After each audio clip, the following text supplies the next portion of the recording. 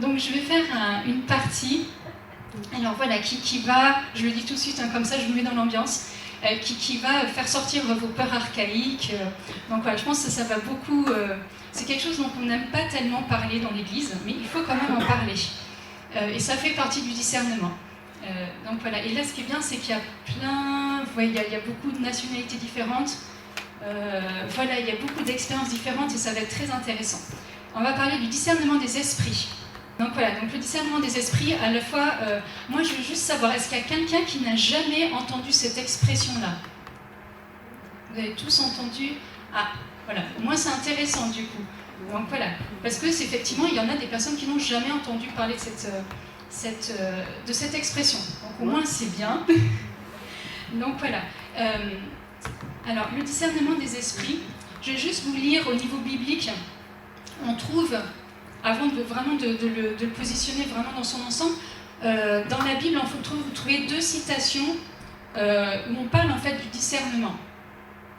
Vous avez dans la première lettre de Saint Jean au chapitre 4, verset 1, Saint Jean nous dit « Bien-aimés, ne croyez pas tout esprit, examinez plutôt les esprits pour savoir s'ils sont de Dieu, car beaucoup de prophètes de mensonges sont sortis dans le monde. » Et vous avez dans la première lettre aux Thessaloniciens, au chapitre 5, voilà, verset 19-22, n'éteignez pas l'esprit, ne méprisez pas les paroles des prophètes, examinez tout avec discernement, retenez ce qui est bon, tenez-vous à l'écart de toute espèce de mal. Alors, du coup, voilà, j'ai fait quand même pas mal de recherches, parce que je trouvais ça intéressant pour essayer d'unifier un petit peu, faire quelque chose qui tenait compte un peu de tout ce qu'on peut voir aujourd'hui. Et je me suis rendu compte qu'en fait, on avait réduit, là ça marche à peu près dans toutes les églises, on avait à peu près réduit en fait le discernement des esprits simplement au fait de savoir discerner dans les assemblées si les paroles étaient de type prophétique ou si elles ne l'étaient pas. Et on avait simplement réduit. Et voilà, du coup, je me suis dit, on n'a pas le temps aujourd'hui de demander à chacun comment est-ce qu'il conçoit le discernement des esprits, mais en fait, c'est une petite partie, mais c'est très réducteur, en fait, de ce que c'est que le discernement des esprits. Le discernement des esprits, c'est un charisme. C'est-à-dire que là, autant le discernement spirituel, c'est quelque chose qui appartient à tous les chrétiens et qui s'affine avec le temps. Donc on a besoin, autant, je suis désolée, mais le discernement des esprits, c'est un charisme. Qui dit charisme dit donc gratuit, donc dit que... Voilà, vous l'avez ou vous ne l'avez pas, et c'est bien de savoir comment est-ce qu'on le discerne et après le mettre en pratique. La pratique, je le redirai plusieurs fois, mais ça sera le week-end du mois de mars. Donc voilà, là on abordera plus vraiment la pratique. Donc voilà, je vous laisserai un peu sur votre faim sur des choses. Et ce charisme, il est noté vraiment, le discernement des esprits, dans la première lettre aux Corinthiens, au chapitre 12. Je vais vous relire quand même, parce que c'est intéressant de le replacer dans le contexte du verset 4 au verset 11. C'est Saint Paul qui dit ça. Il y a diversité de dons de la grâce, mais c'est le même esprit. Diversité de ministères, mais c'est le même Seigneur.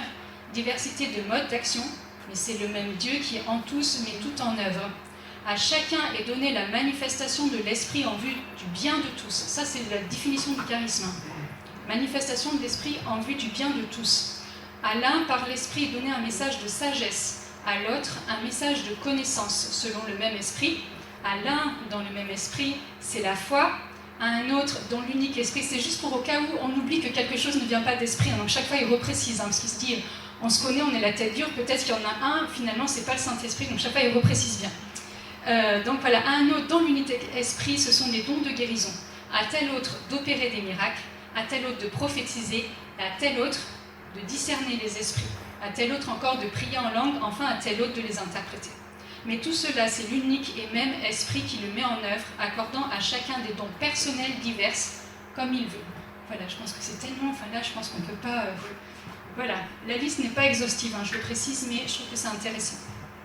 Donc voilà, donc du coup c'est un charisme, le discernement des esprits.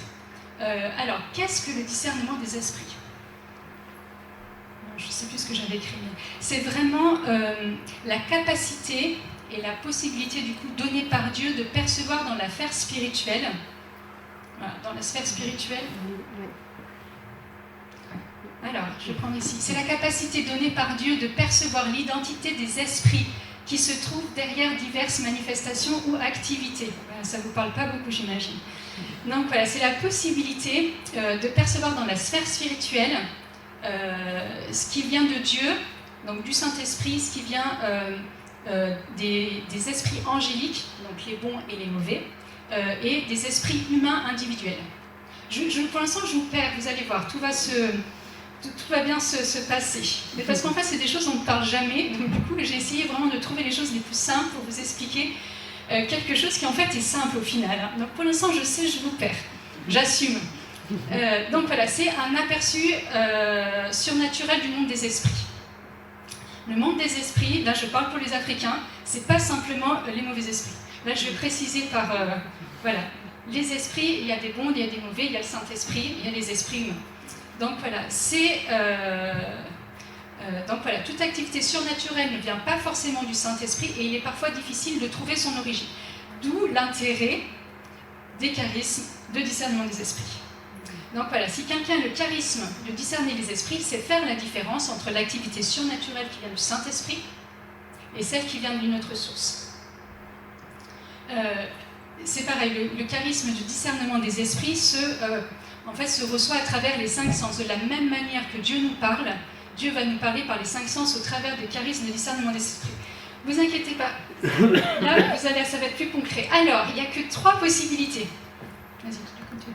Voilà, il n'y a que 3 possibilités. Quand vous avez quelque chose, alors soit dans une assemblée de prière, par exemple, voilà, vous avez quelqu'un qui, on va dire, qui tombe par terre et qui tremble. Il n'y a que 3 possibilités. Soit ça vient de l'esprit humain, donc c'est l'esprit humain, donc le psychique. Soit ça vient du Saint-Esprit, soit ça vient, alors là j'ai précisé les 3 et puis je vais vous rassurer, soit ça vient du diable, ça vient des esprits mauvais, ou ça vient des esprits humains. Voilà, en sachant que je vais vous rassurer, le diable, il faut déjà l'enlever, déjà avant que vous soyez directement avec le diable. Je pense que même les exorcistes, voilà, c'est pas commun courant. On a du coup plus que les 2 possibilités, soit c'est des esprits malins, soit c'est des esprits humains. Mais vous ne ferez pas la différence entre les esprits malins et les esprits humains dans un type, par exemple quelqu'un qui vient vous voir, le discernement sera après dans un second temps. Mais en fait, voilà, on n'a que ces possibilités-là. Ce qui vient de l'esprit humain, c'est par exemple ce qui est lié à une fragilité psychologique ou physiologique. Physiologique, voilà, ça peut être par exemple, parce que des fois on mélange un peu tout, mais par exemple quelqu'un qui peut avoir une défaillance d'un système, etc., ça peut donner en fait des choses qui peuvent ressembler à des choses qu'on voit naturellement dans les assemblées de prière. Par exemple, c'est quelqu'un qui peut être impressionné par ce qui est en train de se vivre en fait. Tout à coup, elle voit, je sais pas, des personnes qui sont pour le coup vraiment saisies par la présence de Dieu et elles peuvent être impressionnées.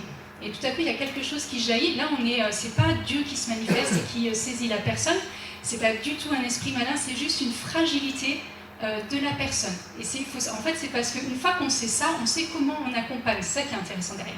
C'est comment on se positionne et comment on accompagne au mieux. Si on ne sait pas discerner, eh ben, c'est compliqué en fait d'accompagner au mieux les personnes dans ce qu'elles vivent. Voilà, par exemple, certaines personnes... alors, par exemple, en communauté, un jour, on a une dame qui est venue nous dire... Enfin, une dame, pardon, c'était une jeune, très jeune...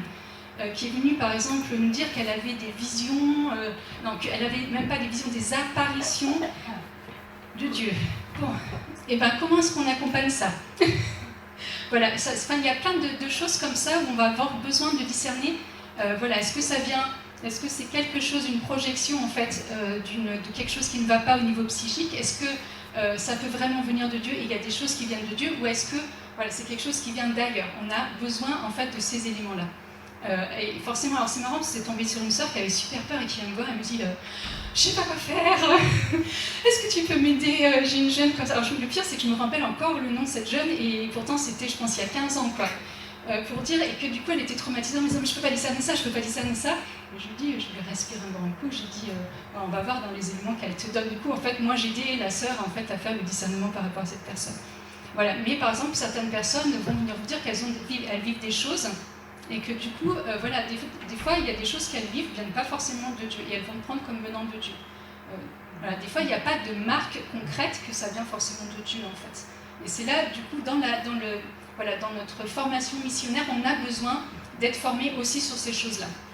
Par exemple, il peut y avoir des personnes, et ça arrive beaucoup plus souvent qu'on pense, par exemple dans des assemblées de prière, des personnes par exemple qui ont eu des carences affectives, voilà, ou des blessures profondes, et quand tout à coup elles sont mises en contact avec l'amour de Dieu, il y a des choses qui jaillissent. Par exemple, des personnes peuvent se mettre à pleurer, voire même à hurler. Il n'y a rien de... C'est juste que tout à coup la souffrance sort. C'est juste... et quand je dis que ça vient de l'esprit humain, là c'est pas du tout péjoratif. Il ne faut pas le voir comme péjoratif, parce qu'il y a il y a une libération. Il y a une libération de ce trop plein de souffrance. Et on a besoin de savoir comment l'accompagner, parce que si on ne sait pas l'accompagner, on peut blesser la personne, en fait, tout simplement. On peut ne pas savoir comment se situer et puis la brusquer. Donc voilà, donc on apprend à accompagner en fait tout ça, parce que en plus, enfin, je sais pas, moi j'ai l'impression, et je suis pas sûre que ce soit qu'une impression, mais voilà, les générations sont de plus en plus blessées, de plus en plus perdues, et que forcément quand tu te mets en contact, elles ont tellement cherché partout ce qui pouvait remplir et combler leur cœur, que tout à coup ce qui vient, et là, qu'est-ce qui sort? C'est les cris de souffrance en fait. On a besoin d'accueillir ça, de pouvoir le faire vivre du coup dans quelque chose qui soit paisible, même vis-à-vis des autres. En fait, ça s'apprend et ça s'encourage. Alors, généralement, il n'y a pas forcément besoin toujours de discernement des esprits, par exemple pour ce genre de cas, mais c'est bien de l'avoir à l'esprit. C'est pas forcément que, voilà, il y a un autre problème derrière, c'est juste que, voilà, c'est quelque chose qui vient tellement toucher qu'il y a des, on appelle ça des débordements, mais c'est pareil, c'est pas forcément péjoratif, et il faut pouvoir accompagner. Des fois, il peut y avoir des manifestations qui viennent simplement de maladies physiques.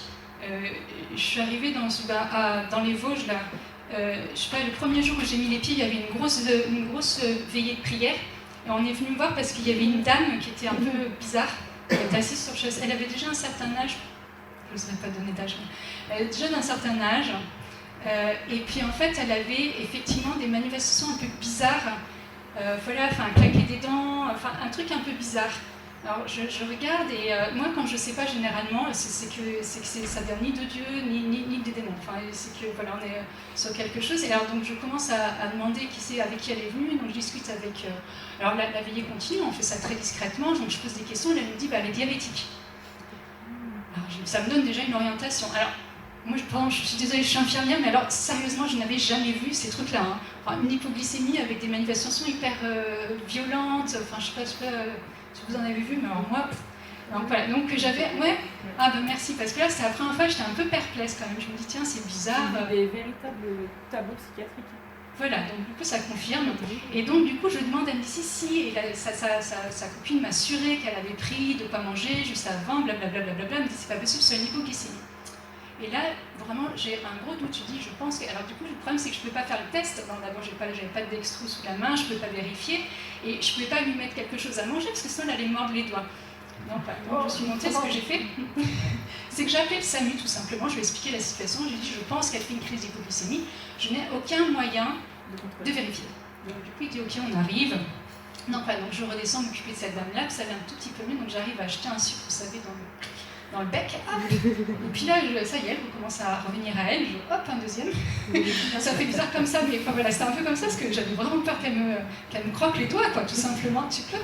Donc voilà, et en fait, elle remontait, j'ai réussi du coup à l'accompagner tranquillement à la fin. Puis, il y avait toujours la prière, ça continue, c'est génial, personne ne se rendait compte rien de ce qui se passait. Et du coup, je l'ai accompagnée, le SAMU est arrivé, voilà, on a vérifié, donc c'était bien une hypoglycémie, donc ils l'ont emmenée. Et personne n'a rien vu, honnêtement. Donc voilà, mais on a besoin aussi de savoir qu'on peut se retrouver confronté aussi à ce genre de situation et que, voilà, et c'est pas forcément quelque chose de démoniaque, c'était juste une hypoglycémie, voilà, bizarre que j'avais jamais vue. Voilà, donc là c'était appelé les SAMU parce qu'à un moment j'étais un peu poussée. Donc voilà, c'est juste que, voilà, il n'y a pas tout n'est pas... voilà, mais du coup c'est bien, il faut avoir la tête sur les épaules, surtout pas peur, vous allez voir. Donc voilà, il peut y avoir, voilà, donc du coup des fortes émotions devant le sacré. C'est un moment, il y a quelque chose qui me dépasse. Donc voilà. Et il y a un autre type de réaction qui est aussi très intéressante à avoir à l'esprit. Voilà, c'est les réactions liées à la culpabilité et au refus de pardonner. Voilà, il y a des choses en fait où quand tout à coup, voilà, la présence de Dieu descend, en fait, la culpabilité et le refus de pardonner, il y a des réactions qui peuvent être extrêmement violentes parce que tout à coup, on découvre l'amour et on découvre en fait que, voilà, on a quelque chose qui nous lie et il peut y avoir en fait des manifestations. Donc là, le but, c'est vraiment voilà, donc de discerner ça et d'accompagner la personne dans le fait de pouvoir déposer sa culpabilité, donc d'être délivré de sa culpabilité, mais aussi le fait de pouvoir pardonner.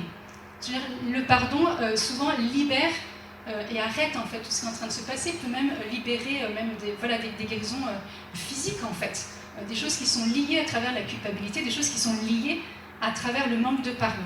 Donc voilà, ça c'est des choses que vous pouvez voir soit dans les manifestations en assemblée, soit des fois quand vous rencontrez des personnes qui vous priez. Je sais qu'il y en a parmi vous qui par exemple prient par téléphone pour des personnes.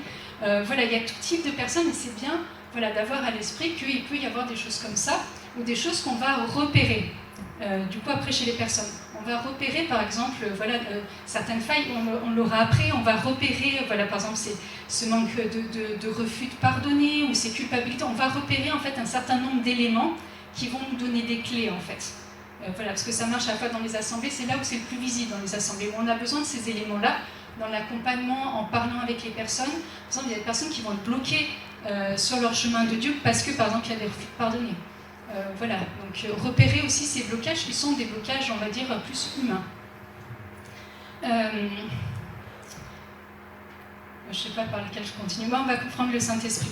Alors j'ai mis ensemble le Saint-Esprit et les visitations angéliques. Ça produit un peu les mêmes effets. Mais par exemple, quelqu'un va tomber dans le repos dans l'esprit, on peut avoir le corps est visité par le Saint-Esprit et notre corps réagit en fait à la présence du Saint-Esprit. Il peut y avoir des tremblements, il peut y avoir des rires, il peut y avoir ou juste on est tellement bien et détendu et on peut même pleurer dans la présence de Dieu parce que tout à coup, c'est trop plein d'amour vient toucher mon cœur et c'est juste là on accompagne parce qu'on laisse en fait Dieu visiter. Donc là on accompagne dans la visitation de Dieu. On a besoin aussi de repérer dans l'accompagnement quand réellement ça vient de Dieu. Par exemple, quelqu'un, alors moi j'ai régulièrement des gens qui me disent je pleure dans la présence de Dieu, qu'est-ce que ça veut dire? Je dis, il manque un peu d'éléments par contre. Je lui dis, là je ne le discerne pas comme ça. Et donc on pose des questions même des fois dans leur prière personnelle, ils sont saisis, puis alors ils ne savent pas si c'est normal, si ça ne l'est pas. Non, c'est normal, c'est la manière dont le Saint-Esprit te parle, ça fait partie de la vie chrétienne normale. Et donc on accompagne en fait dans ce sens-là, mais il y a des choses en fait, on va se rendre compte que non, là il y a des trucs où c'est pas tout à fait, non, là ça sent pas le Saint-Esprit, on doit pouvoir reconnaître. Le Saint-Esprit a une odeur et une manière de faire, etc. Et on reconnaît en fait ça produit de la paix, par exemple. J'en reparlerai un tout petit peu après, mais par exemple certains viennent me demander j'ai fait tel rêve, là je parle aussi beaucoup plus aux Africains, c'est des songes, des rêves. Moi je ne vais pas discerner le sens, mais par contre je pose juste la question, j'étais en paix Ah ouais, c'était trop bien. Bon ok, c'est bon, c'est déjà un bon signe quoi. Bon, généralement on vient c'est pas tellement quand les gens m'appellent, c'est parce qu'ils sont pas en paix en fait, malheureusement. Donc donc tout ça, ça vient du Saint-Esprit et il faut pouvoir permettre aux personnes de le vivre le mieux possible. C'est-à-dire que ça ne doit pas être un problème, ça doit être juste accompagné. En fait, il y a toujours ce processus d'accompagnement, tranquillement dans la paix. C'est je ne m'inquiète pas, j'accompagne la personne. De toute façon, quand la visitation de Dieu est finie, tranquillement, la personne elle a fini son truc, elle est bien. Il y a quelque chose de beau et de fort qui s'est passé. Et on a besoin de ça. Et l'autre chose, c'est quand ça vient. Alors, je vous ai dit que le diable, avant que vous ayez une manifestation vraiment du diable, je vous assure, vous pouvez dormir tranquille, vous ne l'aurez pas. Donc je vous rassure, parce que souvent ça fait peur. Donc les esprits mauvais et donc les esprits humains, j'ai mis ensemble, ceux qui seront là en mars, vous comprendrez un petit peu mieux les choses, mais c'est vraiment deux choses qui fonctionnent pareil. Alors, les esprits humains, finalement, qu'est-ce que c'est? Juste parce qu'on ne sait pas trop ce que c'est. En fait, on a deux types d'attaques. Soit c'est parce que c'est des esprits mauvais, soit c'est parce que c'est des esprits humains. Donc c'est... par exemple, pour certains, ça va être les gangas. Pour Leslie, ça va être les Kimboisers. Pour nous, ça va être les sorciers, en fait. C'est tout ce qui concerne le monde de la sorcellerie, mais pas que. En fait, à partir du moment où il y a une parole de malédiction qui sort, ça peut produire, en fait, quelque chose sur la vie de la personne qui la lit. Et des fois, dans la prière, il y a quelque chose qui a besoin d'être délié. Donc, ça produit, en fait, les mêmes effets. Voilà, vous ne prenez pas la tête si ça ne vous parle pas pour le moment. Mais on voit par exemple petit que, là je fais juste une petite digression, mais par exemple quand on dit à quelqu'un t'es bon à rien, t'es nul, tu feras jamais rien de ta vie, enfin, on voit l'impact ne serait-ce que sur le cœur, sur les émotions, donc du coup quelqu'un, et on a besoin des fois de délivrer ça, et en fait la sorcellerie utilise en fait ces paroles-là, c'est pour ça que c'est important les paroles de bénédiction, et dans la Bible on dit béni. bénis, bénissez pour toute chose. On a besoin de poser des paroles de bénédiction parce que ça a l'effet inverse en fait. Nos paroles ont un poids spirituel qu'on ignore en fait. On dit que... Parce qu'aujourd'hui, voilà, c'est-à-dire qu'aujourd'hui, si on veut te faire un compliment, finalement on t'insulte. Donc voilà, qu'on va dire t'es qu'un... Voilà, puis c'est mais non, mais c'était vachement sympa. Sauf que voilà, ça a quand même la connotation importante au niveau spirituel, c'est-à-dire que ça dit quelque chose. Donc voilà, donc ça veut dire que ça fait un blocage. Et des fois, le Seigneur vient et vient libérer en fait ces paroles de bénédiction, vient lier ce quoi de la sorcellerie sur la vie des personnes et ça donne des manifestations. Ça peut donner exactement le même type de manifestation que des manifestations de type psychologique ou que des manifestations du type de Saint-Esprit. C'est-à-dire qu'on peut avoir par exemple quelqu'un qui tombe dans le repos, qui a des tremblements, voilà, des personnes qui ont des visions, voilà, et on a besoin de discerner est-ce que réellement ceci vient de Dieu ou pas. Voilà. Il y a certaines personnes qui vont regarder et qui ne vont pas pouvoir discerner souvent, c'est parce qu'elles n'ont pas forcément le discernement. Mais quelqu'un va repérer tout de suite si oui ou non ce qu'elle vit. Et c'est pour ça qu'on a besoin de les repérer aussi dans nos assemblées de prière, en fait, pour savoir sur qui tu peux compter. En disant, s'il n'y a personne qui est formé ou personne qui est attentif à ça, des fois on pourra passer à côté, non seulement que, par exemple, prier pour, voilà, pour ce qui est en train d'être vécu par la personne, qui lui permet d'aller plus loin et de sortir encore plus libéré, en fait. Donc voilà, juste un petit exemple, une petite façon de parler. On a eu, enfin voilà, je sais pas, je vais avoir 24-25 ans, on a eu une retraite avec le père Manjakal. Certains peut-être le connaissent, un gros ministère de guérison. Et en fait, j'étais sur la maison, moi, enfin voilà, en gros, c'était mon taf durant ce week-end, enfin, j'en avais plusieurs, mais c'était essentiellement justement pendant les temps de prière de vérifier ce qui se passait. Il y avait vraiment beaucoup de gens qui étaient visités, il y avait des guérisons, il y avait des gens qui découvraient l'amour de Dieu, il y avait des libérations, il y avait, voilà, tout. Il fallait juste qu'on vérifie, enfin moi je vérifiais si, voilà, dans ce qu'ils vivaient, si c'était du Saint-Esprit, je laissais, si c'était de type psychologique, j'accompagnais, je faisais rasseoir les gens, etc. On accompagnait différemment et je repérais aussi des gens qui avaient des problèmes d'ordre, du coup, on va dire, liés à des esprits mauvais ou à des esprits humains, et pour les emmener, pour faire quelque chose d'autre. Et un jour, donc je regardais du coup les gens qui étaient par terre, qui étaient déjà dans le repos tranquille, et je regardais un monsieur, il était juste face contre terre, etc. Sauf que sa position corporelle était légèrement bizarre. C'était mon seul signe en fait. Il avait les deux mains en fait, qui étaient juste comme ça en fait. Je sais pas comment vous dire. Quand on est dans le repos, on est bien en fait, on est détendu, tranquille. Et donc le gars ne bougeait pas, etc. Sauf que je voyais ses mains. Donc là, il y avait un frère qui était à côté de moi, j'étais en pense quoi, il me dit ouais quand même c'est bizarre. Donc voilà, donc là qui dit bizarre, on se dit ok on va aller vérifier. Donc je demandais à quelqu'un d'aller chercher, d'aller dans la sacristie. Monsieur était tout à fait conscient. Il s'appelle Xavier. Donc du coup, et au passage, il me dit alors c'était un monsieur qui est habillé tout en noir, cheveux longs, et il me dit juste au passage allez me chercher mon carnet sur lequel j'ai tout noté. Donc heureusement qu'il était très reconnaissable, parce que du coup au milieu de, je sais pas combien il y avait personne, il y avait beaucoup. Et je me dis, ah, le monsieur tout en noir, c'est ça, c'est ses affaires. Donc je vais récupérer les trucs. Et entre-temps, je dis, allez me chercher du coup un prêtre pour la confession. J'ai dit, on verra le reste plus tard. Donc du coup, et j'ai dit, appelez-moi une fois que la confession est faite. Parce qu'en fait, ce monsieur, il avait noté dans son cahier tout ce qu'il avait fait. Je vous assure que la liste était très très très très longue. Enfin, autant vous dire que j'ai eu un cours en accéléré sur tout ce qui était possible. Il y a plein de trucs, je ne savais pas ce que c'était. Hein. Tout ce qui touche pour le coup à la sorcellerie, tout ce qui touche au New Age, tout ce qui touche... Enfin, je ne saurais même pas vous dire qu'il y avait plein de trucs, je ne savais pas ce que c'était. Moi, j'actais juste. Donc voilà. Donc du coup, il a pu se confesser, recevoir du coup sacramentellement le pardon de Dieu pour tout ce qu'il avait fait. Mais après, du coup, il a fallu prier du coup, pour sa délivrance, pour toutes les choses, en fait, les unes après les autres. Voilà. Mais on peut facilement passer à côté. Peut-être qu'en fait, ce monsieur, il aurait été tranquille, et puis la prière était finie, il se relevait, mais rien ne s'était passé finalement dans sa vie. Alors qu'en fait, juste après, alors, sa prière de délivrance, du coup, le monsieur est parti se changer et est revenu en blanc. Et je ne sais même pas, et je me suis dit, attends, mais il avait des affaires blanches, enfin, parce qu'il me disait, mais ça fait 10 ans que je suis habillée tout en noir. Alors je ne sais pas, je ne lui ai pas demandé où il était chercher ses habits. Il est sorti, donc le week-end n'était pas fini. Hein. Le lendemain, il est arrivé tout en blanc, les cheveux coupés. Ça ne veut pas dire que moi j'aime bien les cheveux longs, et ce n'est pas un problème. Hein. Mais c'était la transformation physique. Mais on aurait vraiment pu passer à côté parce que le signe, il était juste très minuscule. Puis au milieu de centaines de personnes, on aurait vraiment pu passer à côté en fait. Donc voilà, c'est un discernement. Et là, c'est un gars, mais je vous assure, sa vie, ça a été une flèche impressionnante, quoi. Enfin, avec un super témoignage. Voilà, mais j'ai appris plein de choses à travers lui. Donc voilà.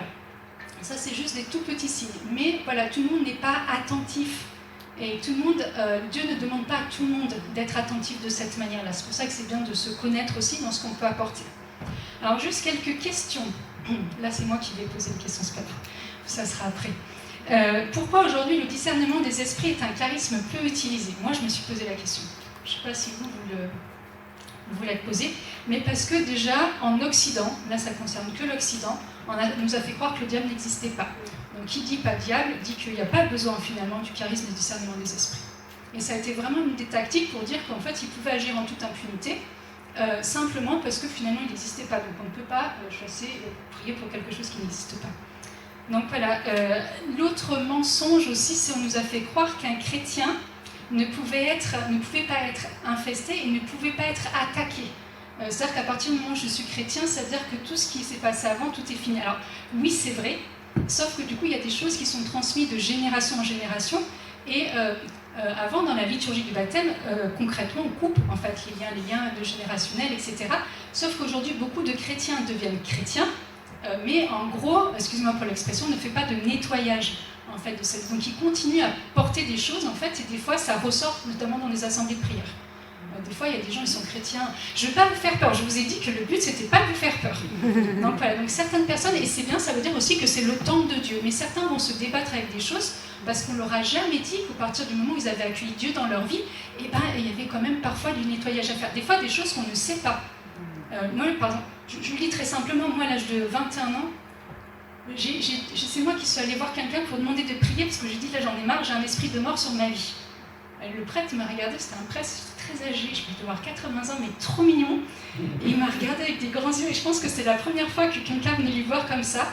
Et vraiment, mais en gros c'était, il a dit ok on va prier. Il a prié et je ne sais même pas s'il croyait, enfin pas forcément à la prière, ça il n'y avait pas de problème. Mais c'est-à-dire que je pense que ce que je lui disais ça ne devait même pas lui parler. Et il l'a fait pour moi. Et je vous assure, sa prière, c'était efficace. Le lendemain, j'avais plus rien. En fait, ce qui s'est passé, simplement, c'est que depuis l'âge de 13 ans, moi, j'entendais des voix dans ma tête. Alors, je ne suis pas folle, mais simplement voilà, quand je marchais dans la rue, fallait s'arrêter pour que les voitures me percutent. Ou en plus, j'habitais au 6e étage, j'étais balance-tote. J'avais envie de vivre, moi, j'avais pas envie de mourir. Et en fait, quand mon père est décédé, et c'est là où j'ai réalisé le truc, parce que comme je vivais avec, je ne m'étais jamais posé la question, en fait. Sauf que quand mon père est décédé, ça a quadruplé. Là, je me dis, en fait, voilà, maintenant je sais ce que c'est. Voilà, donc du coup, je pense un mois ou 2 mois après le décès de mon père, je suis allée voir quelqu'un, on me dit en prier, j'ai là, et c'était radical. Je veux dire, pourquoi se trimballer des choses alors qu'on peut vivre beaucoup plus librement et beaucoup plus fou. Donc voilà. Donc du coup, on oublie en fait cette dimension-là dans l'évangélisation et notamment dans l'accompagnement des nouveaux convertis. En fait, c'est-à-dire voilà. Et après, on pense qu'on est chrétien.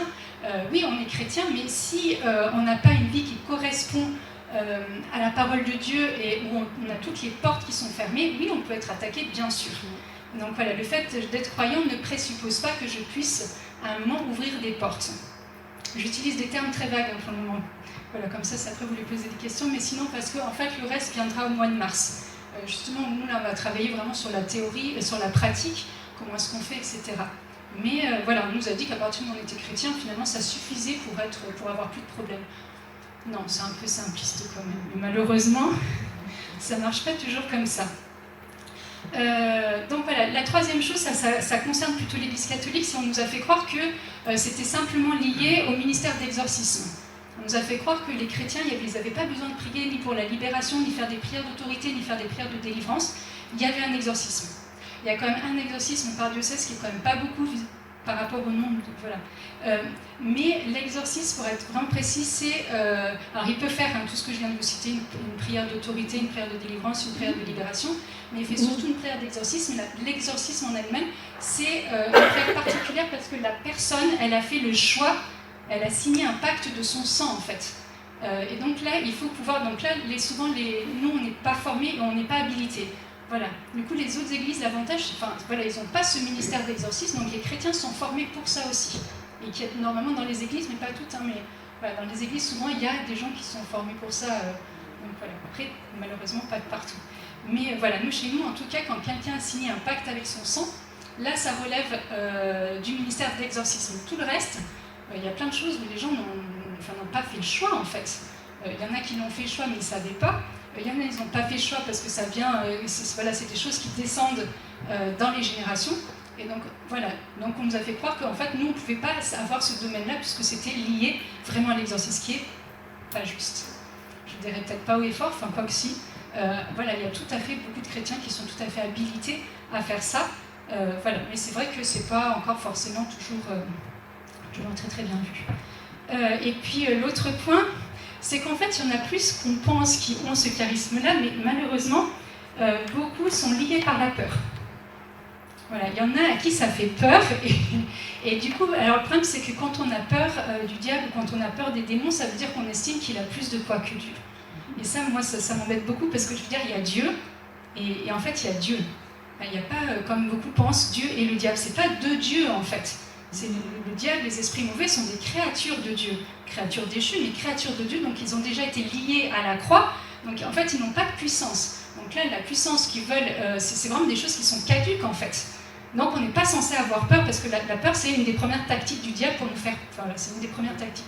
La culpabilité, le manque de pardon, et la peur. Donc voilà. Je vous donne juste un petit témoignage, justement. Non, je vous le donnerai après. Voilà, donc du coup, la peur, d'abord, c'est très très mauvais conseil. Voilà, mais c'est dommage parce que moi j'en ai vu beaucoup qui avaient des vrais charismes de discernement et qui malheureusement ne l'exerçaient pas à cause de la peur, en fait, simplement. Voilà, alors pour aider à discerner, alors le discernement bien sûr se fait toujours dans la prière et sous la lumière du Saint-Esprit. Il n'y a pas de discernement en dehors de la prière et en dehors du Saint-Esprit. C'est le Saint-Esprit qui donne la lumière. Voilà, ça paraît quelque chose d'assez évident. Donc voilà, quand on écoute ou quand on voit la personne, on peut déjà avoir une première impression.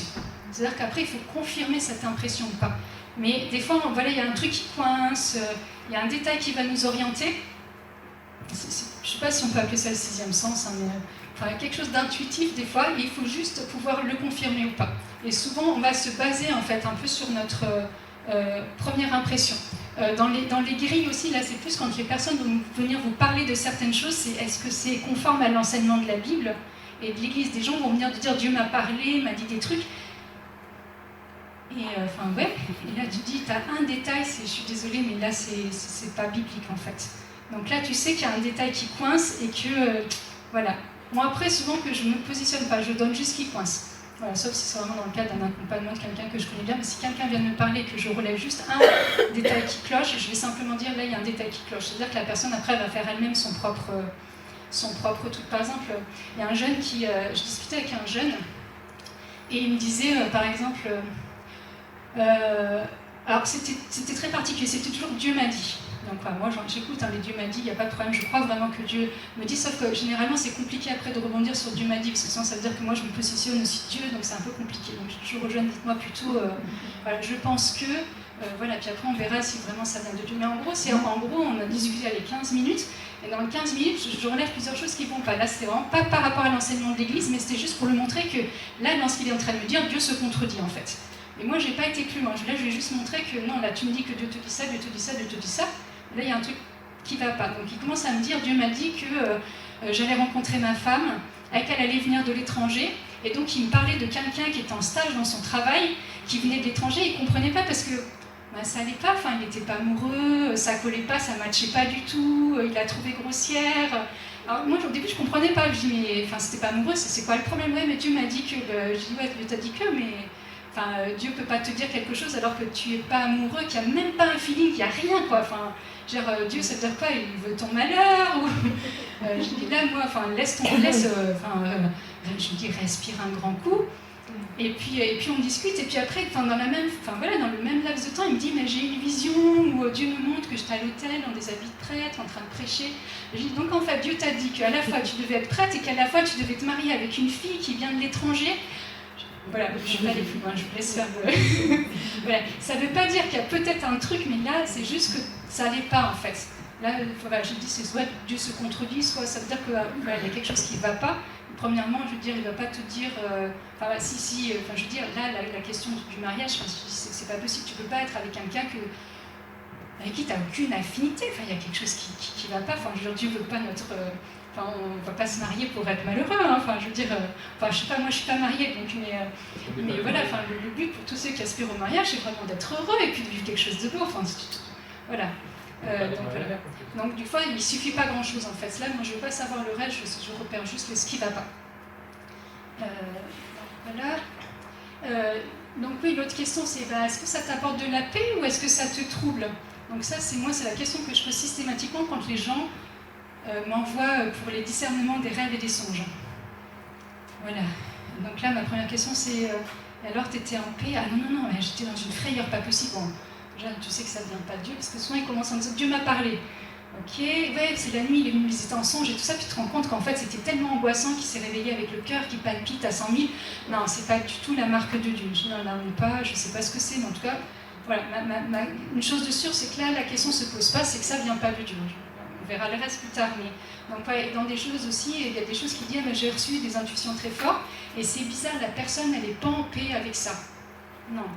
Il y a quelque chose qui va passer. Soit il peut y avoir des dimensions, c'est-à-dire que ton cœur est travaillé, mais il y a quelque chose de fort et de profond et d'intense qui se travaille, mais quand tu n'es vraiment pas en paix parce que ça ne correspond pas ou il y a quelque chose qui ne va pas, souvent c'est des bons trucs, quoi. Ou alors la personne elle dit ah ouais, non mais là je suis complètement en paix par rapport à ça. C'est déjà, après on va aller creuser, mais c'est souvent des bons indices. Moi je dégrossis.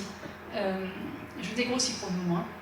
Et puis l'autre chose, c'est plutôt quand vous avez des manifestations dans les assemblées, un des bons moyens, quand vous ne savez pas d'où ça vient, prier en langue. Ça, c'est l'avantage de ceux qui prient en langue. En fait, votre prière en langue va vous orienter. Et généralement, quand c'est le cas plutôt de liens à titre de démoniaque, etc., c'est-à-dire que votre parler en langue va devenir un parler en langue d'autorité. Il y a une forme d'autorité qui va sortir, et là, vous savez que vous êtes dans quelque chose qui vient pas du Saint-Esprit.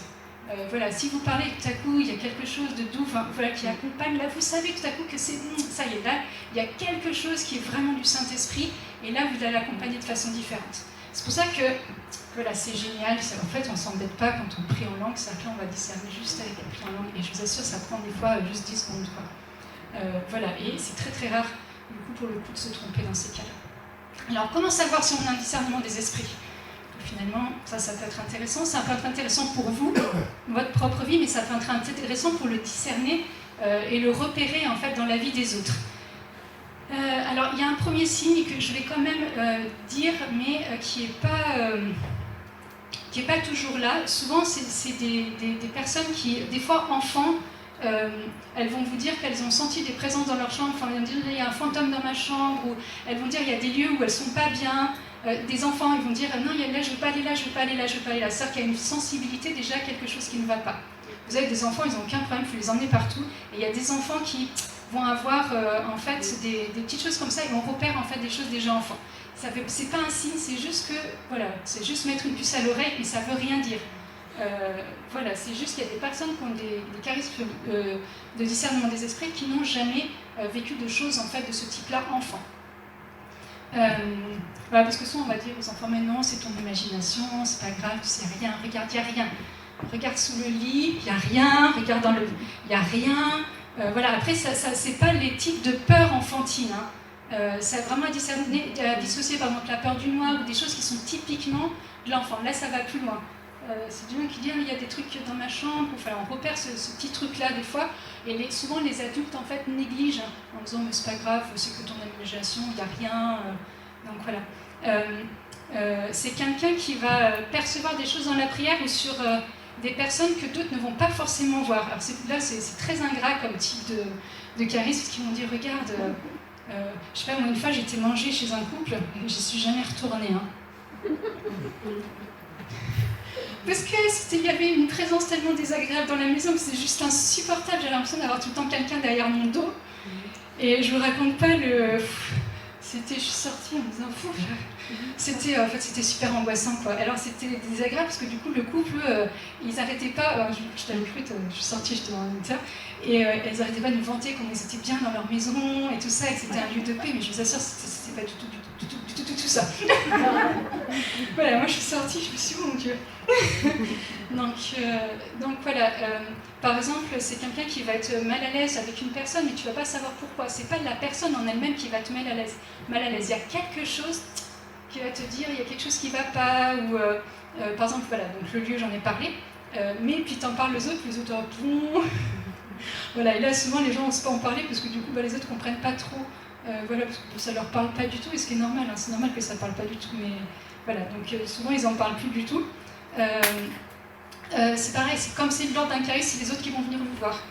Généralement, les autres vont repérer avant vous hein, que vous avez un charisme de discernement des esprits, parce que souvent le charisme de discernement des esprits et les charismes d'autorité sont liés, parce qu'on a besoin de l'autorité après pour faire ce pourquoi Dieu nous a donné un charisme d'autorité, non, un charisme de discernement des esprits. Donc les deux sont liés.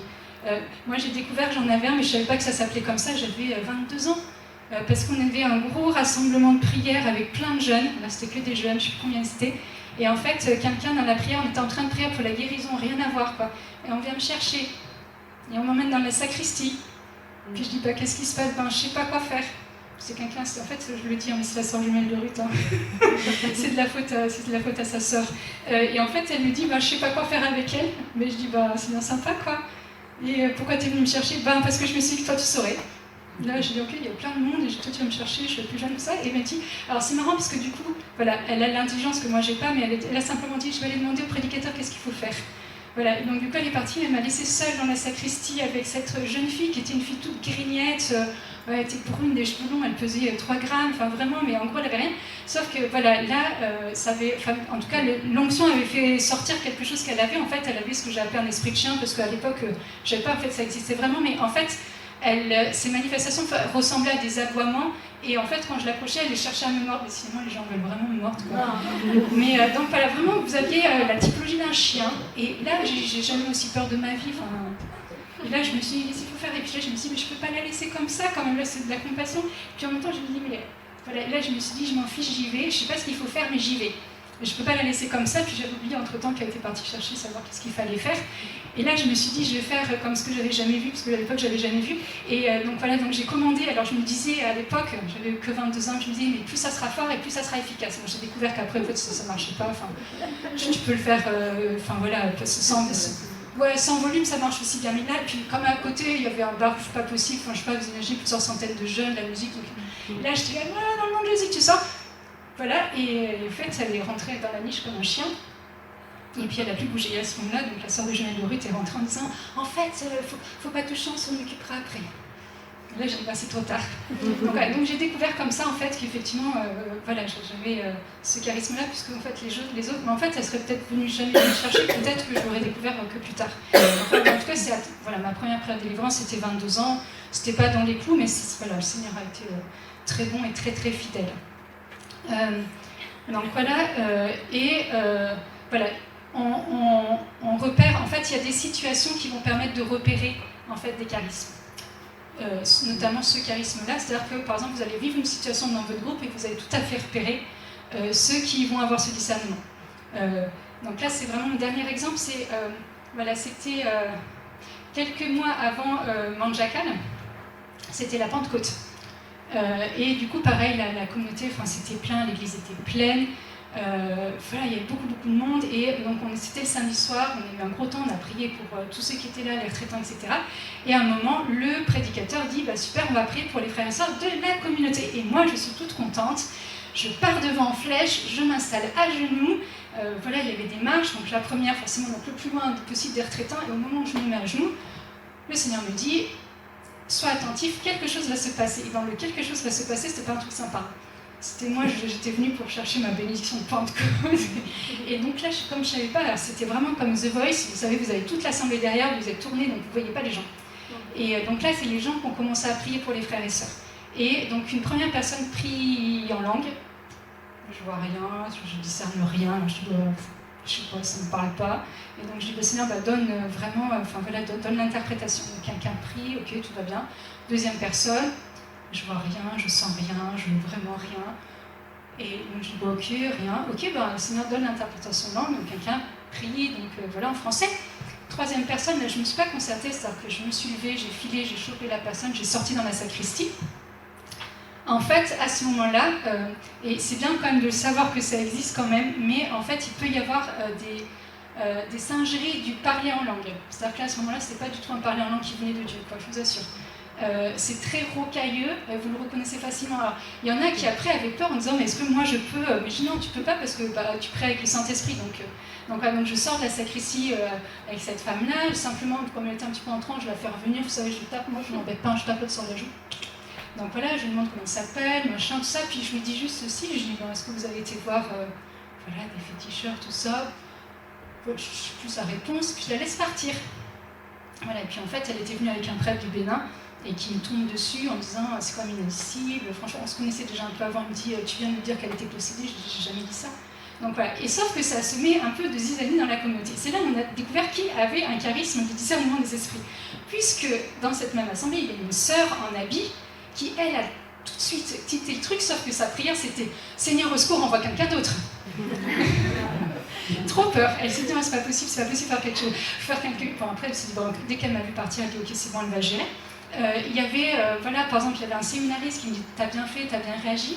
Je crois qu'on était 4, et il y avait une célibataire qui s'appelle Pascal qui me dit donc elle m'a protégée de tous ceux qui venaient m'insulter parce que j'avais dit qu'elle était possédée, enfin bon, bref, un truc pas possible.